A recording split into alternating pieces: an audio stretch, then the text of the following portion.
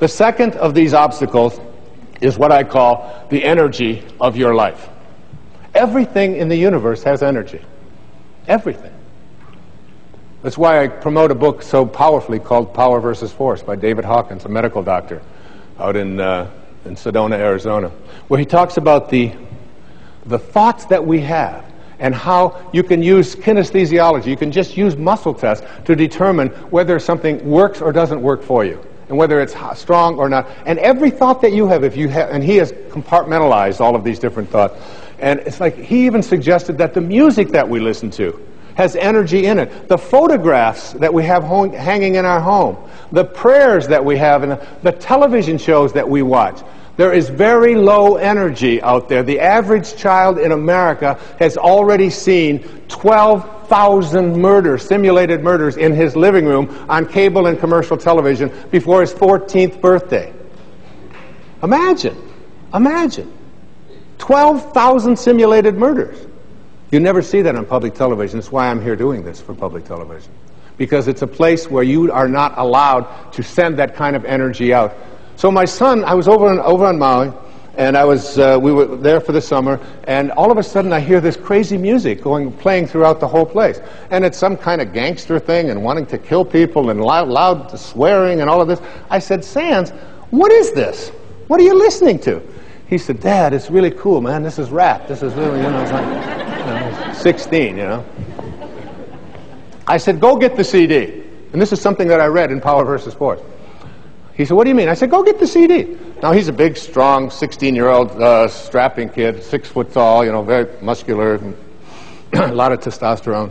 And so he brings the CD in, and he said, what do you want me to do with this? I said, well, set it on the table, and take that banana. And I had some bananas there. I said, take that organic banana, place it next to your heart, put your arm out, and what I'd like you to do is resist me as hard as you can with that banana next to your heart. And he did, and I put 2 fingers on, I couldn't budge his arm.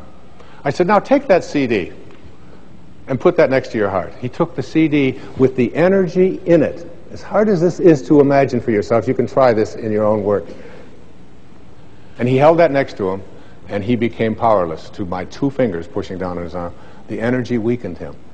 The energy of the foods that we eat, the shows that we watch, the people that we surround ourselves with. Even the thing, most of you know that I'm a camel.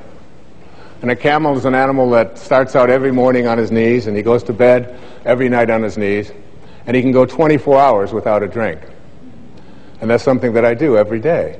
I go 24 hours without a drink. And it isn't because I labeled myself as an alcoholic or anything like that. I was told by a very powerful and important teacher that if you want to reach the levels that I would like you to be able to understand, where you can literally do a somersault into the inconceivable and see yourself as capable of attracting and healing and being able to create abundance, if you want to be able to be all that you can be, he said you've got to stop putting substances into your body that are deteriorating the body and deleterious to the health of your body. And he said alcohol just happens to be one of those things. So I don't take a particular moral position on it. I did it because I didn't want that energy into my life.